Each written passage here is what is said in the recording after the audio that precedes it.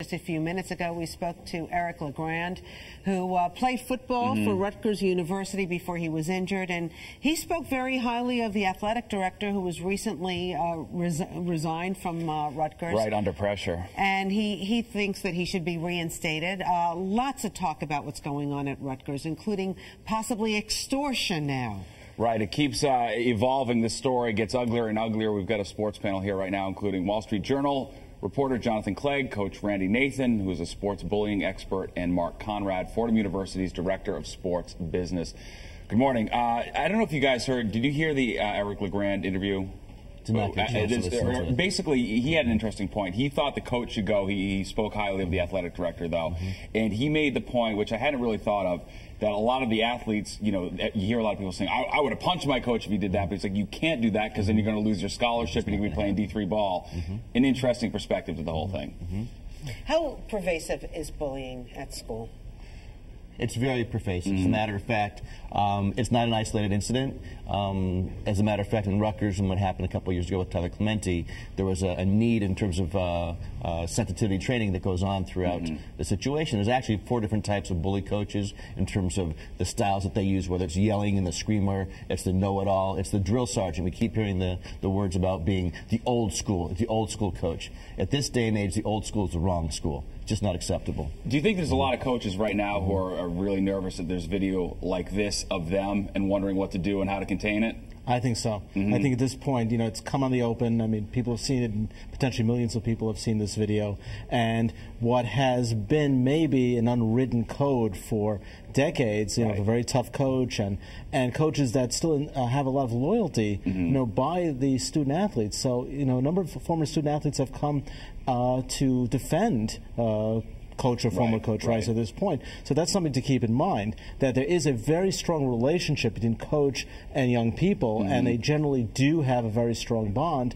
And one of the motivating techniques that coaches have used in the past is to be very tough. I'm not saying throwing basketballs at student athletes, but still be very tough, be very aggressive, you know, to motivate students to perform at their best. The president of Rutgers is holding a town hall meeting coming up in just a few hours. He's on the hot seat now because even though he said he knew about it, he never saw this video. Did he not see this video intentionally? I mean, what's your feeling? Do you think he needs to go? Well, he says that he was not advised not to watch the video. He was not told, do not watch this video because you do not want to see this. At his press conference on Friday, he made that clear that he was not instructed not to watch the video. But certainly that decision not to watch the video now is looks very questionable. Given what we know and given how many people in the Rutgers administration knew about the existence of the video and how bad it was, the fact that he chose not to watch it, seems very, very strange, very curious. And Jonathan, what do you know at the Wall Street Journal about this extortion plot that, you know, is coming to light right now? Well, we've heard that Eric Murdoch, who was the sort of whistleblower in this case, is now being investigated for extortion by the FBI. I think this is all to do with the civil lawsuit that he filed on Friday, which he's requesting $950,000 from the university for what he says is his firing. The university says that his contract wasn't renewed at the end of his sort of rolling 1-year contract last summer. So I think that all boils down to that.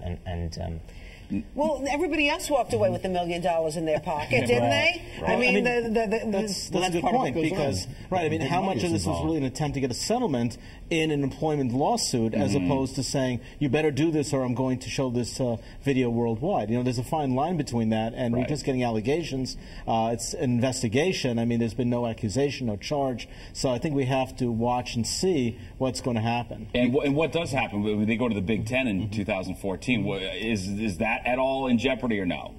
Well, I'm not sure that's in jeopardy. I don't think that's in jeopardy. That's done. I mean, although the announcement of the move to the Big Ten last November, which came days before the Tim Pinelli was made aware of this video, certainly there are some suggestions that maybe.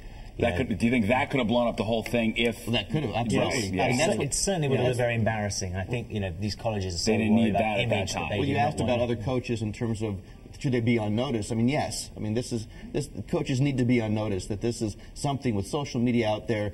whether it's a kid's football game, taking video, right. you're going to be watched. And Yeah. it's possible at any level that this kind of behavior is going to be seen easily up being posted online. And it's very important that we need to understand it's not right. It's inappropriate. Do we overuse the word bullying? I mean, we all know what bullying is, but do we overuse that word? And especially when it comes to coaching in sports. I mean, you know, you just kind of expect that. My son was, you know, on Little League since the time he was... That's the problem with the word bullying. There's a desensitization of the word bully. Been here for a long time.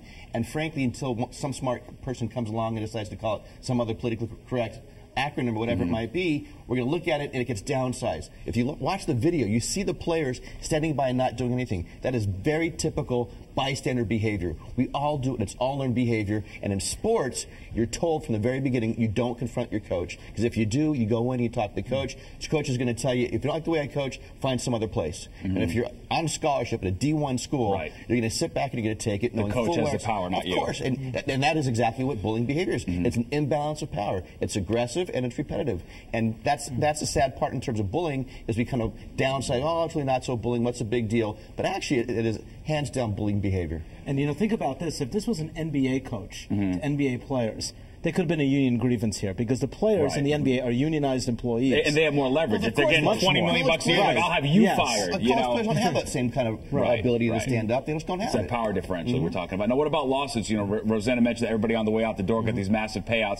Is there more money going to be heading out the door, do you think, as a result of this, or what do you expect? I think there's a potential always for litigation in this matter. I think there are a couple of things that will make it more difficult. Is one, the period of time that's passed. Because many states have rules saying you must bring these kind of lawsuits within a certain period of time. The second thing is, it is the state of New Jersey. I mean, Rutgers is a state university, and many states have different rules when you sue a state entity as opposed to suing you and I, you know, kind of thing. So it's going to be hard to say. And the third thing is, you know, you have to allege injury. And the question is, what kind of injury, that you will find, you know, with these players that would be cognizant of a potentially large jury award. Ego injury. All right, Jonathan Clegg of the Wall Street Journal, thank you so much. Coach Randy Nathan, bullying expert, and Mark Conrad of Fordham University, thank you all for coming in and weighing in on this morning. All right, we'll be right back in just a moment.